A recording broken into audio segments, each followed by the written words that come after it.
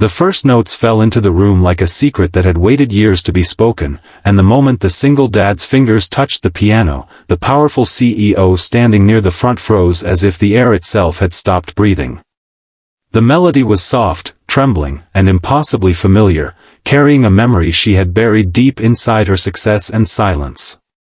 Her heart knew the truth before her mind could accept it, because this was the song her first love had written only for her, the song no one else was ever supposed to know, and yet here it was, unfolding in front of strangers, on a night meant for celebration, leaving one impossible question hanging in the air about how this man could possibly know it.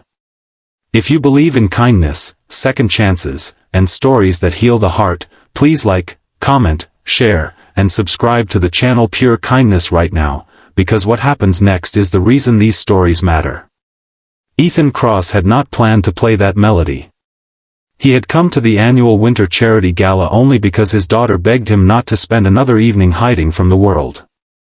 As a single father, his life revolved around quiet routines, early mornings, and doing his best to protect a little girl from the ache he carried himself. The piano stood in the corner of the grand hall like an old friend, polished and waiting, and something about it pulled at him stronger than caution. The crowd was elegant, powerful, and distant from his modest life, and yet the piano did not care who he was. When he sat down, he thought he would play something safe, something simple, but muscle memory betrayed him, and the melody from a lifetime ago slipped out before he could stop it. Across the room stood Valeria Knox, the CEO everyone whispered about, the woman who built an empire with discipline and silence after learning early that love was unreliable. She had attended the gala out of obligation, not emotion, and her mind was already preparing tomorrow's meetings when the first familiar pattern of notes reached her ears. Her posture stiffened, her breath shortened, and for the first time in years, control slipped. That melody belonged to a past she never allowed herself to revisit, a past shaped by a boy who believed in music more than money and promises more than plans. No one else should have known it. No recording existed. It had lived only in late-night conversations and handwritten sheets of music folded into a jacket pocket. Ethan played with his eyes lowered, unaware of the storm he was awakening. Each note carried the weight of a life interrupted, of dreams set aside when responsibility arrived without warning. He remembered the night the song was written, the laughter, the hope, and the certainty that the world would make space for love. That certainty had been wrong. When tragedy struck and he became a father overnight, music became something he packed away carefully, like fragile glass, because survival required harder edges. Still, the melody never left him. It lived in quiet moments, in memories he visited only when his daughter slept.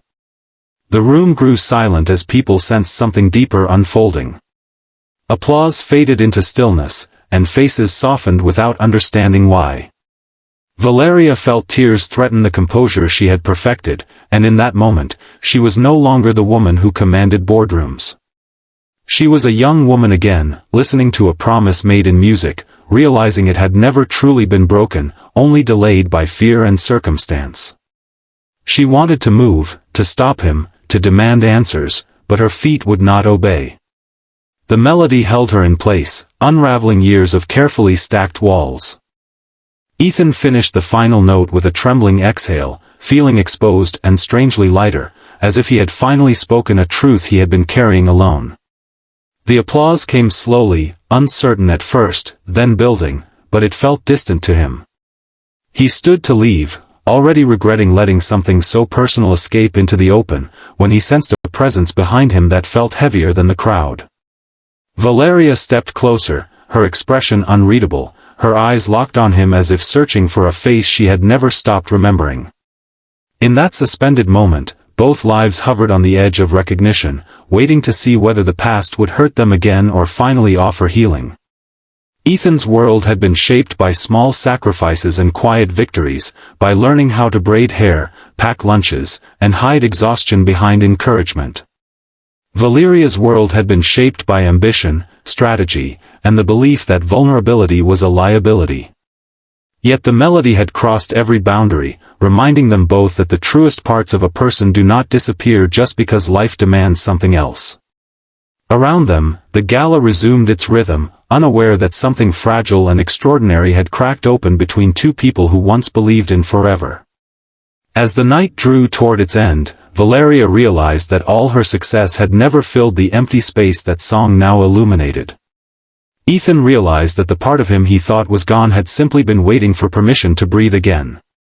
Neither knew what would come next, whether forgiveness or fear would win, but the melody had already done its work by forcing them to feel again. If this story is touching something deep inside you, please like, share, and subscribe to Pure Kindness, because your support helps keep stories like this alive. Before the ending, I want you to pause for a moment and comment below what you think happened next when their eyes finally met, because your thoughts are part of this journey too.